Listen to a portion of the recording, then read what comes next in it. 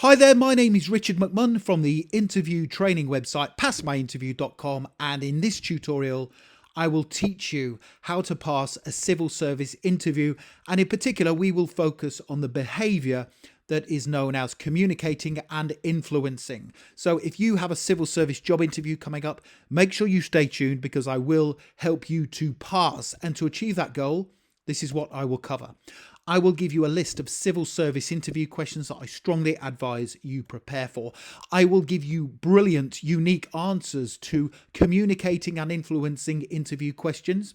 I will give you some really important tips on how you can stand out during your civil service job interview, and I will also tell you how you can access further resources, including these slides and the answers, to help you succeed. So there are 9 civil service behaviours that form the basis of all job roles within this brilliant public sector organisation. And in order to perform to a high standard in the civil service, my advice is that you should learn and understand the behaviours that are applicable to the role you are applying for. So just to recap, the 9 civil service behaviours are seeing the big picture, changing and improving, making effective decisions, leadership, communicating and influencing, working together, developing yourself and others, managing a quality service, and delivering at pace. And within this tutorial, we are going to focus primarily on communicating and influencing. So let's move on to a number of interview questions and answers that are based on communicating and influencing. Take notes as I work through them.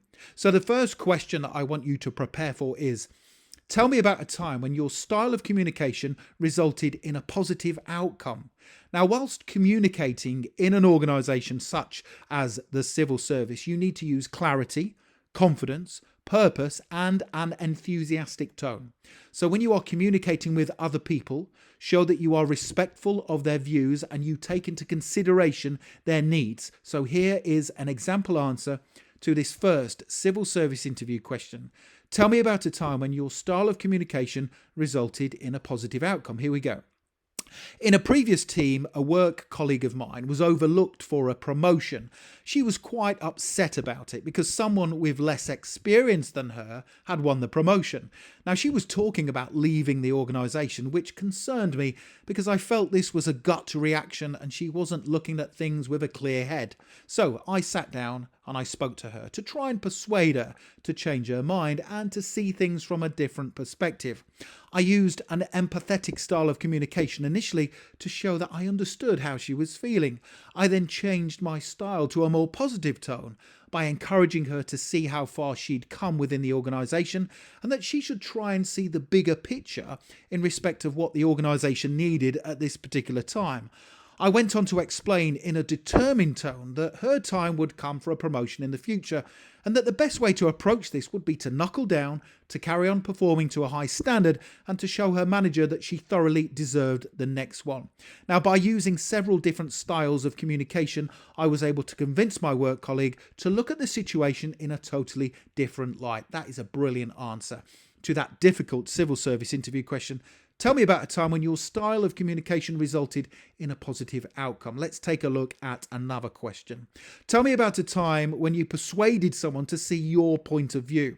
Now, in your response to this tough civil service interview question, do not force your view onto the other person, but instead show how you took your time to explain the benefit of your approach by using facts and evidence. So here's a great way to answer this question.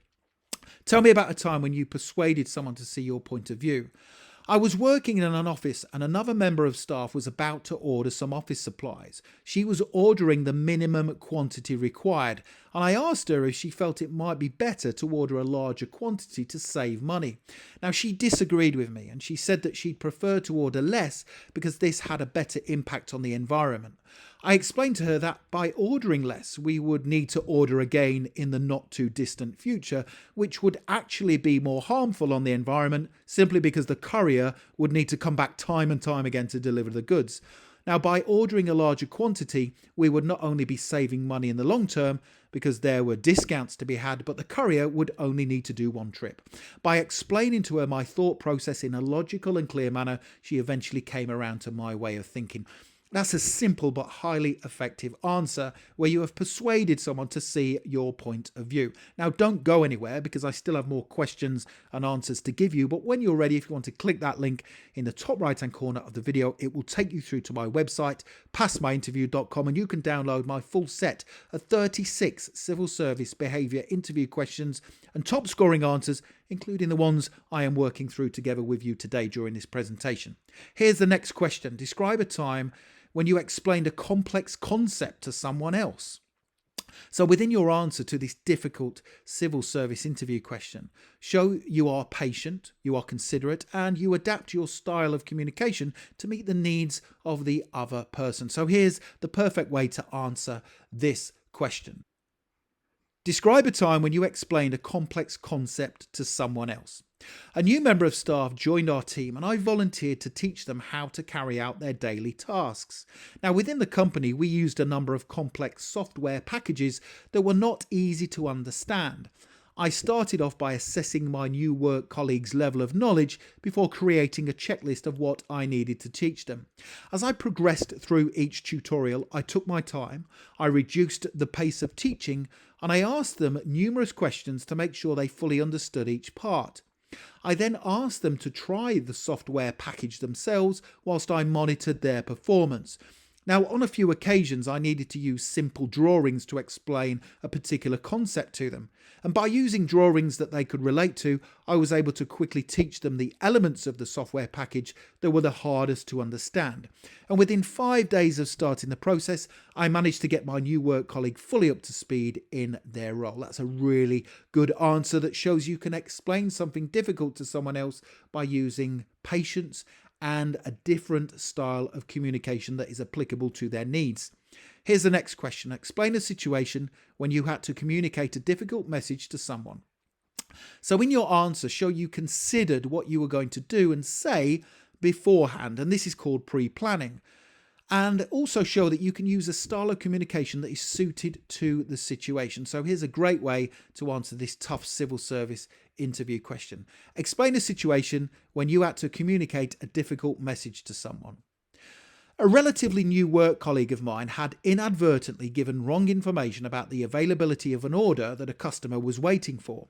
Now, the customer had already been let down once before, and so my manager asked me to call them back to give them the news that their long-awaited order would still not be available for another 3 weeks.